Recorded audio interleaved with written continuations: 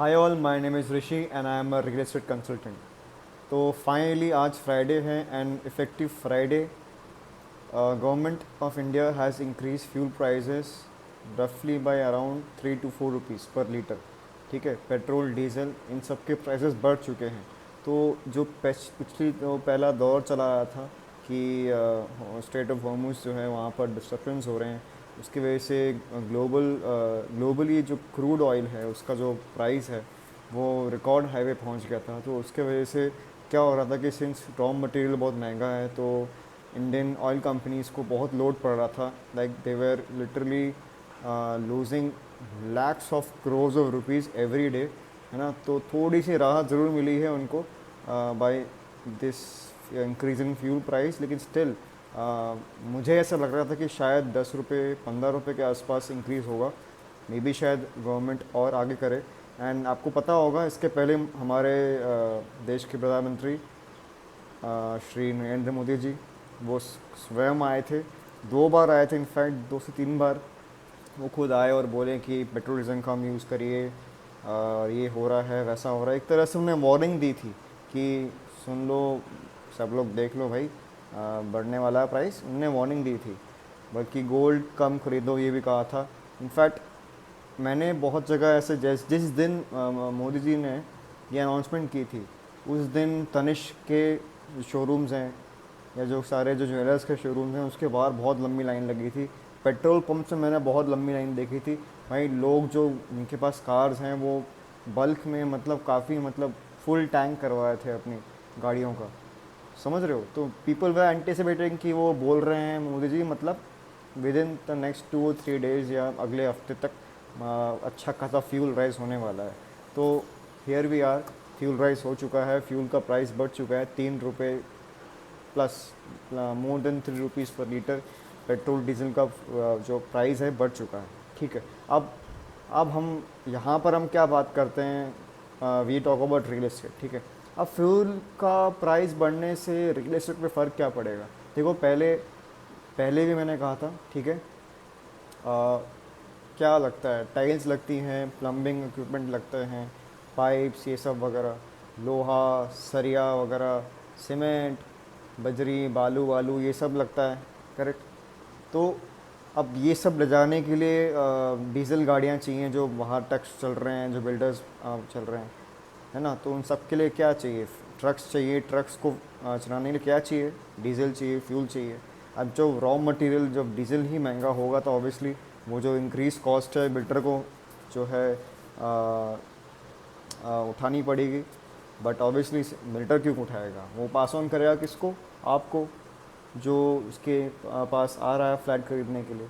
इसका मतलब सिंपल मतलब क्या है? इसका सिंपल मतलब ये है कि फोक्स, रियल एस्टेट महंगी होने वाली है। द बिल्डर वुड, मेरे ख्याल से बिल्डर्स पहले से ही they might be working on this plan कि कैसे हम जो है प्राइस रिवाइज करें, है ना। Already real estate is on a verge, already एकदम राजधानी एक्सप्रेस की रफ्तार से, वंदे भारत की रफ्तार से भाग रही है रियल एस्टेट इंडिया में। अब यहाँ पर फ्यूल का एंड जो रॉ मटेरियल कॉस्ट है जब यहाँ तब जब बढ़ जाता है तो obviously builder has no choice. Like वो तो बिज़नेस करने आया है था तो वो तो ऑब्वियसली कॉस्ट पास ऑन करेगा। गवर्नमेंट तो है नहीं कि सारी कुछ कॉस्ट अब्जॉर्ब कर लेगा, एंड सरकारी हिसाब तो कुछ नहीं है यहाँ पर। तो सीधा सीधा आपके पॉकेट्स पे लोड पड़ेगा। पेमेंट प्लान्स जो आप देख रहे थे पहले, जो जो चीज़ जो माल पहले पुणे में या मुंबई में आपको 1 BHK 60 लाख 70 लाख का मिल रहा था, मे बी वो 80 लाख तक टच कर जाए, 90 लाख टच कर जाए। Very much possible. एग्जैक्टली इतना नहीं करेगा लेकिन डेफिनेटली इंक्रीज़ होगा। एंड ये आगे और होगा बिकॉज अभी भी जो फ्यूल प्राइस इंक्रीज़ हुआ है वो ऑयल कंपनीज की जो डेप्थ, उनको डायरेक्ट जो डेप्थ तो खैर वो होगा ही ना। फॉर इंस्टेंस अगर मैं सामान कुछ बेच रहा हूँ, मेरा जो पीछे से जो ही माल आ रहा है वो 3 से 5 रुपये महंगा हो जाए, 10 रुपये 15 रुपये महंगा हो जाए, तो मुझे अपने को सस्टेन करने के लिए, मेरा बिज़नेस चलता रहे, मेरा धंधा धंधा चलता रहे, मुझे अपने जो जो मैं कस्टमर को बेच रहा हूँ वो प्राइस बढ़ाना पड़ेगा ना। मैं नहीं बढ़ाऊंगा तो मैं अपने पॉकेट से थोड़ी डालूंगा। मैं धंधा करने आया हूँ यहाँ पर, बिल्डर धंधा करने आया है यहाँ पर, वो समाज सेवा करने नहीं आया है कि नहीं सबको घर मिलना चाहिए। बिल्डर का ऐसा कुछ नहीं है। Builder is here to make money unlike all other businesses. ठीक है, ठीक है। कैपिटलिज्म यही कहता है। ठीक है, तो इसका मतलब यही है। आप देखोगे अभी अभी जैसे पहले बहुत लोग रिवाइज कर रहे थे, अभी तो खैर से बोलते हैं ना कि बहती गंगा में हाथ धोना, वैसे ही अभी मामला होने वाला है। You will see prices getting revised across you, whether you live in Gurgaon, whether you live in Noida, whether you live in Chennai, Bangalore, Pune, Mumbai, सब जगह जो है रियल इस्टेट, पूरे इंडिया में रियल इस्टेट पे आग वैसे ही लगी थी। ये पेट्रोल ने ना आग में घी डालने वाला काम कर दिया, पेट्रोल डीजल के प्राइस बढ़ने। इसके पहले ही मैंने कहा था कि टाइल्स महंगी हो गई थी। क्यों? सूरत में के पास एक जगह है एम, मोरबी कुछ नाम है उसका, एम से कुछ नाम है, एग्जैक्टली मुझे याद नहीं है। वहाँ पर टाइल्स बनती हैं। ठीक है, पूरे मतलब काफ़ी अच्छे खासा वहाँ पर इंडस्ट्री का प्रेजेंस है। वहाँ पर से लेबर चली गई थी। क्यों? क्योंकि उनको गैस का कनेक्शन नहीं मिल रहा था भाई आदमी को। इनफैक्ट वहाँ से भी नहीं, मुंबई से भी बहुत जगह से जो लेबर जो है माइग्रेट कर रही है अपने घर को, यूपी बिहार तरफ। ऑब्वियसली सारी लेबर उसी तरफ से है, तो लेबर जा रही है तो काम तो होगा नहीं। जो गैस यूज़ होती है, ठीक है, वो भी क्रूड ऑयल से ही एक्सट्रैक्ट की जाती है। वो गैस टाइल प्रोडक्शन में यूज़ होती है, वो उसका सप्लाई था नहीं, और था तो बहुत महंगा था, तो ऑब्वियसली सप्लाई बंद हो गई। एंड जिन बिल्डर्स ने फरवरी तक, जब ये सब मामला शुरू हुआ, फरवरी तक जिसने अपना सब कुछ स्टॉक कर लिया होगा, ठीक है, और जब या जो मैन्युफैक्चरर है उसने फरवरी तक माल रिलीज़ कर दिया होगा 1-2 महीने का ना, है ना, जितना हम सस्टेन कर सकते हैं। तो अब क्या, अब तो खैर बंद हो गया सब कुछ, इम्पैक्ट हुआ सप्लाई। तो इसका जो इफ़ेक्ट दिखेगा अब से मई जून जुलाई, इसके बाद से दिखेगा Q1 मार्च तक। ठीक है, मार्च, Q2 Q3 के बाद इसको आपका इफ़ेक्ट दिखेगा तगड़ा वाला, बहुत भयंकर वाला। इसमें आपको हद से ज़्यादा आपको लगेगा अरे भाई ये क्या हुआ, अभी तो चीज़ इतने की मिल रही थी 1 BHK, अभी इतना कैसे बढ़ गया, आपको ऐसा फील होगा अभी। ठीक है, and moreover let me tell you ground reality, since I am a consultant, है ना, तो कंसल्टेंट मतलब ऐसे ही नहीं कुछ नहीं हो रही, रियल एस्टेट कंसल्टेंट हूँ तो चीज़ें पता है, नॉलेज है। बाहर धूप में घूमते हैं, 45 डिग्री सेल्सियस की धूप में घूम घूम के देखा है मैंने, है ना। साइट पे जाके गया हूँ, बहुत बड़े बिल्डर्स हैं ऑल अक्रॉस इंडिया, उनके साइट्स पे गया हूँ, धूप में धूल मिट्टी खा के देख के आया हूँ कि भाई कैसा गजब काम हो रहा है, मतलब लिटरली, मतलब क्या ही बताऊँ, रात को भी काम हो रहा है। इससे पहले रात को भी काम हो रहा था। बिल्डर्स ऑब्वियसली बेवकूफ़ नहीं है, उनको पता है कि भाई प्राइस बढ़ेगा, ये मतलब चीज़ें ऐसी हो रही हैं कि वर्ल्ड सिचुएशन ऐसी है कि वो प्राइस बढ़ने ही बढ़ने थे। वो आज बढ़ गए, ठीक है, उनको मालूम था।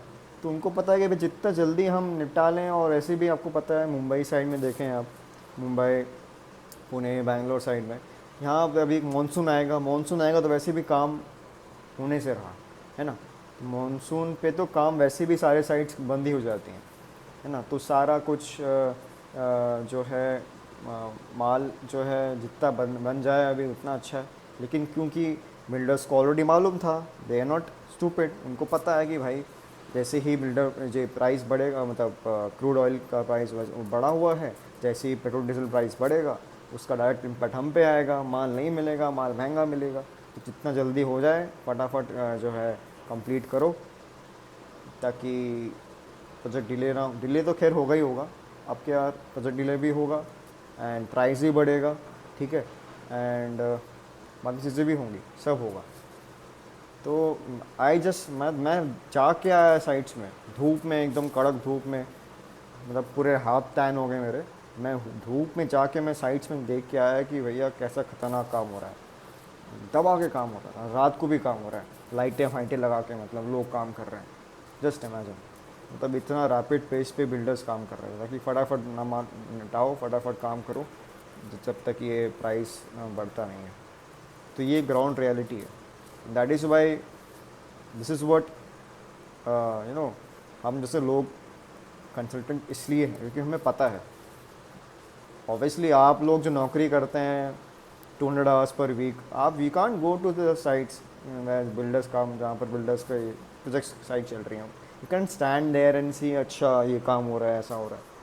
We are consultants and we have the ability to go and check, and आंखों देखा हाल जो सामने दिख रहा है वो आपको हमने बताया. ठीक है.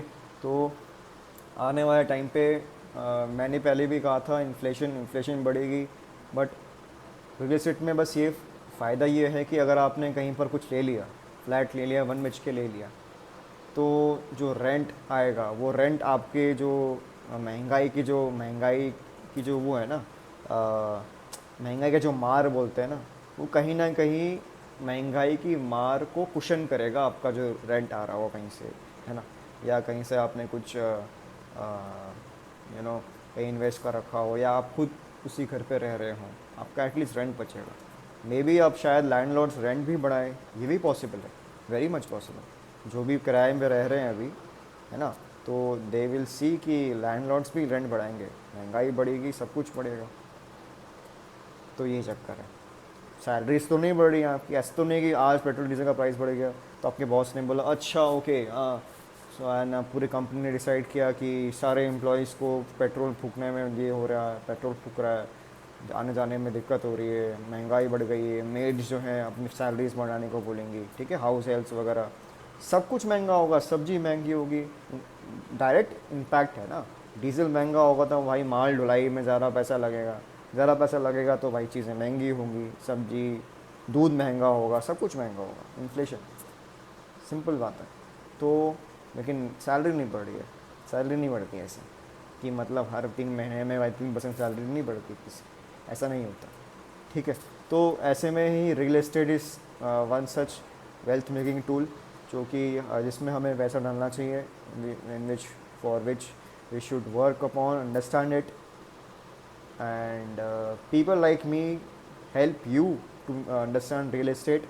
ऐसे ही वीडियोस के लिए, एंड अगर आप इच्छुक हैं सीखने के लिए रियल एस्टेट, कहीं कुछ इन्वेस्ट करना चाहते हैं, कहाँ पर इन्वेस्ट करें, कहाँ जगह करें, क्या कन्वेक्शन अगर कुछ लेना चाहते हैं मुझसे, तो डीएम कर सकते हैं एंड फॉलो कर सकते हैं. वीडियोस देखते रहिए, फॉलो करते रहिए, कमेंट्स करते रहिए, आपको क्या what is your thought on these topics जिस पे भी हम बात करते हैं, एंड जुड़े रहिए मेरे साथ. Thank you so much.